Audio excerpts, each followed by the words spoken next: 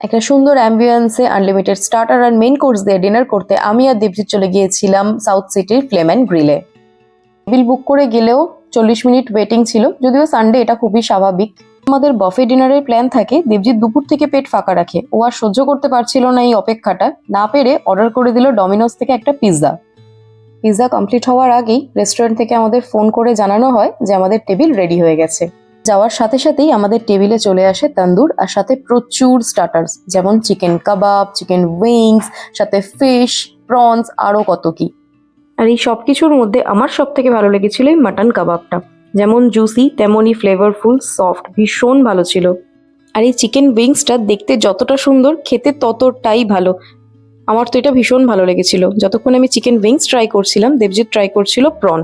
যেহেতু আমার অ্যালার্জি, আমি খাই না, তো খেয়ে বললো বেশ ভালো। চিকেন কাবাবটা তো দেবজিতের একটা ভীষণই পছন্দের খাবার, এটা নিয়ে তো আলাদা করে কিছুই বলার নেই। তারপর চলে আসি মেন কোর্সে।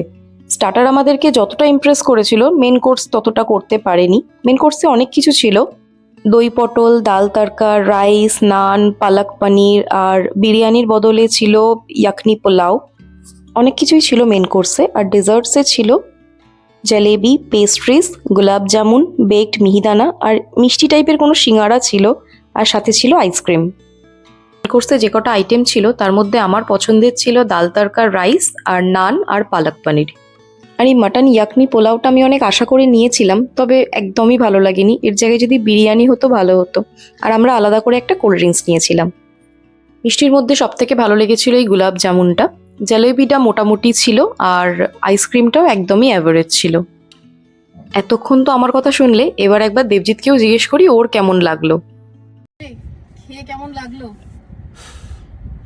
স্টার্টার অবধি তো খুব ভালো লাগলো। আচ্ছা, তারপর স্টার্টারটা যেই শেষ হয়ে মেন কোর্সে গেলাম, পুরো এক্সপেকটেশন আমার ব্রেক হয়ে গেল। সব থেকে ফালতু ছিল একটা জিনিস, সেটা হচ্ছে ওই কোল্ড ড্রিঙ্কসের নাম করে মিষ্টি থামস আপের জল দিয়ে গেল বরফ দিয়ে। তাও প্রথমবার চেঞ্জ করলাম, এগেন সেকেন্ড টাইম সেম জিনিস, থার্ড টাইম আবার সেম জিনিস। দুবার চেঞ্জ করার পর তিনবার আর বলতে ইচ্ছে করলো না। বিলটা কত ছিল কোল্ড ড্রিঙ্কসের? কোল্ড ড্রিঙ্কসের ওই বরফ মিষ্টি জলের জন্য 150 টাকা নিয়েছে আমার থেকে। এরপর কোনটা ট্রাই করার ইচ্ছে আছে? গুগল সার্চ করব, যার রিভিউ ভালো পাবো সেখানেই যাব। কিন্তু এর রিভিউ তো গুগলে ভালোই ছিল। কার রিভিউ? এর 4.4 ছিল, ভরসা করে এসেছিলাম কিন্তু পুরো ধোকা হয়ে গেল। যে কতগুলো গাড়ির জ্যাম লেগেছে সেটা তোমরা দেখতেই পাচ্ছ। আর আমরা এই জ্যাম কাটিয়ে বাড়ি পৌঁছই। আর তোমাদের যদি ভিডিওটা ভালো লাগে তাহলে তোমরা জানো কি করতে হবে, শেয়ার করতে হবে, লাইক করতে হবে আর পেজটাকে ফলো করতে হবে।